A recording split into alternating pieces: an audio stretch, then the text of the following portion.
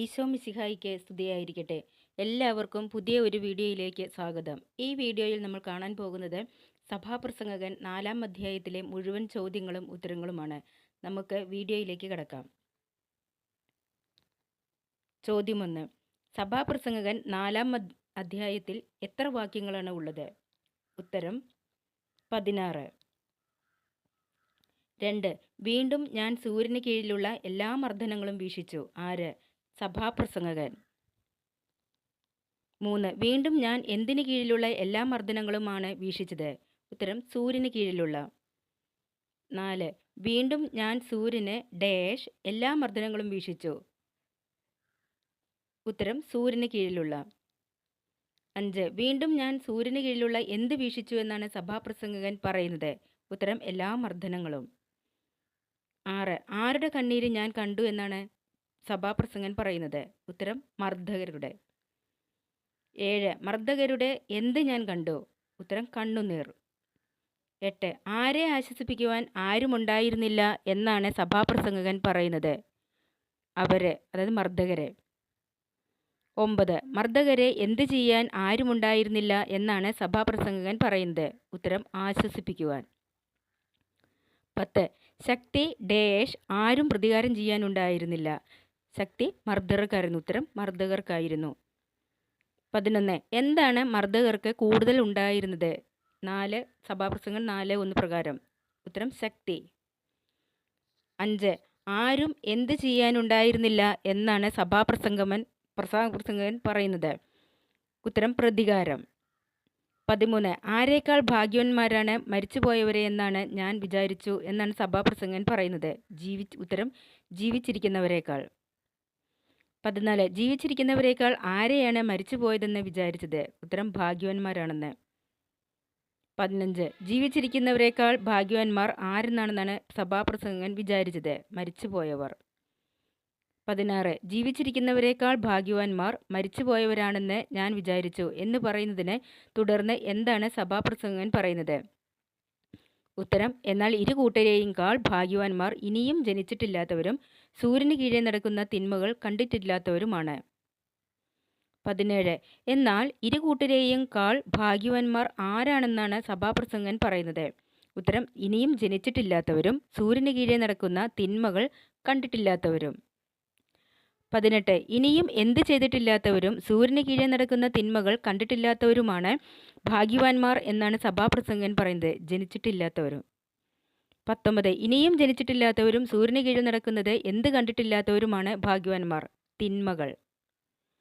20. എന്താണ് മനുഷ്യരുടെ പരസ്പര സ്പർദ്ധയുടെ ഫലമാണെന്ന് സഭാപ്രസംഗകൻ ഗ്രഹിച്ചത്? ഉത്തരം എല്ലാ അധ്വാനവും എല്ലാ വൈദഗ്ധ്യവും. 21. എല്ലാ അധ്വാനവും എല്ലാ വൈദഗ്ധ്യവും ആരുടെ പരസ്പരം സ്പർദ്ധയുടെ ഫലമായിട്ടാണ് ഗ്രഹിക്കുന്നത്? ഉത്തരം മനുഷ്യരുടെ. 22. എല്ലാ അധ്വാനവും എല്ലാ വൈദഗ്ധ്യവും ആരുടെ എന്തിൻ്റെ ഫലമായിട്ടാണ് സഭാപ്രസംഗകൻ ഗ്രഹിക്കുന്നത്? സ്പർദ്ധയുടെ. 23. എന്ത് മിഥ്യയും പാഴ്വേലയുമാണ്? ഉത്തരം എല്ലാ അധ്വാനവും എല്ലാ വൈദഗ്ധ്യവും. 24. എല്ലാ അധ്വാനവും എല്ലാ വൈദഗ്ധ്യവും മനുഷ്യരുടെ പരസ്പരം സ്പർദ്ധയുടെ ഫലമാണെന്ന് ഞാൻ ആഗ്രഹിച്ചു.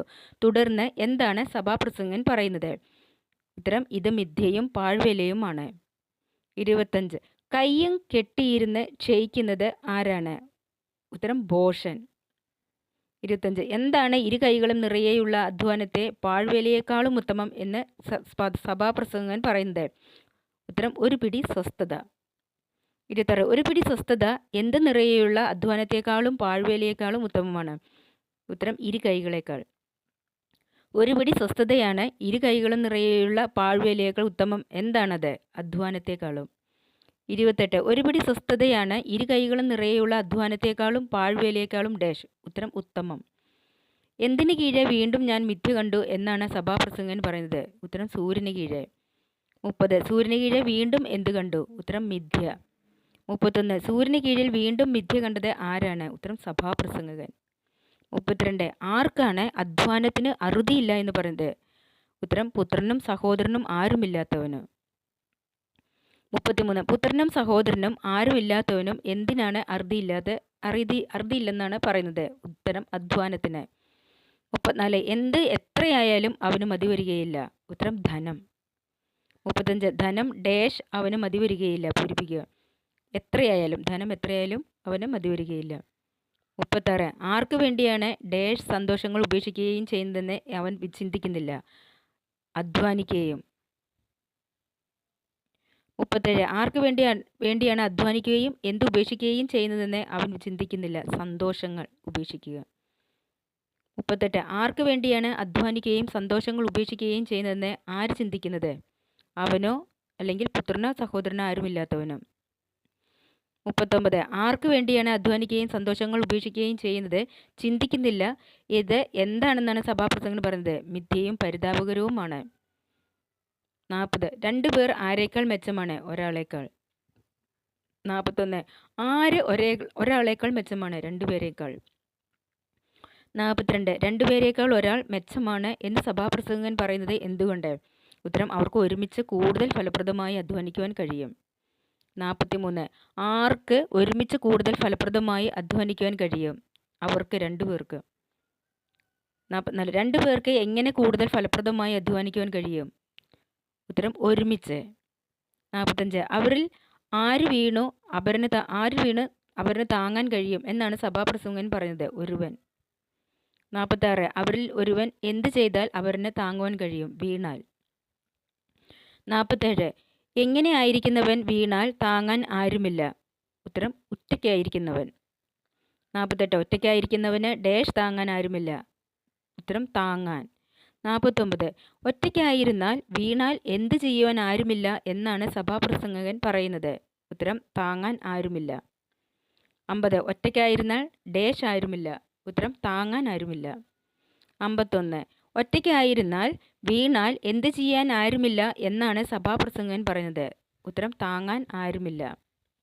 52 ഒറ്റയ്ക്കായിരിക്കുന്നവൻ്റെ കാര്യം എപ്രകാരമാണെന്നാണ് സഭാപ്രസംഗകൻ പറയുന്നത്? ഉത്തരം കഷ്ടമാണ്. 53 ആരൊക്കെ ഒരുമിച്ച് കിടന്നാൽ അവർക്ക് ചൂട് കിട്ടുമെന്നാണ് പറയുന്നത്? രണ്ടുപേർ. 54 രണ്ടുപേർ എങ്ങനെ കിടന്നാൽ അവർക്ക് ചൂട് കിട്ടുമെന്നാണ് പറയുന്നത്? ഒരുമിച്ച്. 55 ആരെയാണ് കീഴ്പ്പെടുത്താൻ സാധിച്ചേക്കാമെന്ന് സഭാപ്രസംഗകൻ പറയുന്നത്? ഉത്തരം ഒറ്റയ്ക്കായിരിക്കുന്നവരെ. 56 ഒറ്റയ്ക്കായിരിക്കുന്നവന് എന്ത് ചെയ്യുവാൻ സാധിച്ചേക്കാം? ഉത്തരം കീഴ്പ്പെടുത്താൻ. 57 എത്ര പേര് ആണെങ്കിൽ ചെറുക്കാൻ കഴിയും? രണ്ടുപേർ. 58 രണ്ടുപേരാണെങ്കിൽ എന്ത് ചെയ്യാൻ കഴിയും എന്നാണ് സഭാപ്രസംഗകൻ പറയുന്നത്? ഉത്തരം ചെറുത്ത് നിൽക്കാൻ കഴിയും. 59 രണ്ടുപേരാണെങ്കിൽ ചിലപ്പോൾ കഴിയുമെന്ന് പറഞ്ഞതിനെ തുടർന്ന് എന്താണ് സഭാപ്രസംഗകൻ പറയുന്നത്? ഉത്തരം മൂപ്പരി ചരട് വേഗം പൊട്ടുകയില്ല. 60 എന്താണ് വേഗം പൊട്ടുകയില്ല എന്ന് സഭാപ്രസംഗകൻ പറയുന്നത്? മൂപ്പരി ചരട്.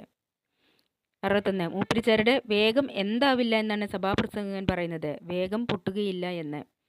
62 ഡാഷ് ബുദ്ധിമാനായ യുവാവാണ് ഉപദേശം നിരസിക്കുന്ന വിഡ്ഢിയും വൃദ്ധനുമായ രാജാവിനേക്കാൾ ഭേദം.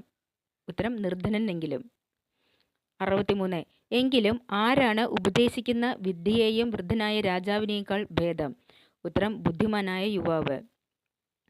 64 നിർധനനെങ്കിലും ബുദ്ധിമാനായ യുവാവ് എന്ത് നിരസിക്കുന്ന വിഡ്ഢിയെയും വൃദ്ധനായ രാജാവിനേക്കാൾ ഭേദമാണ്?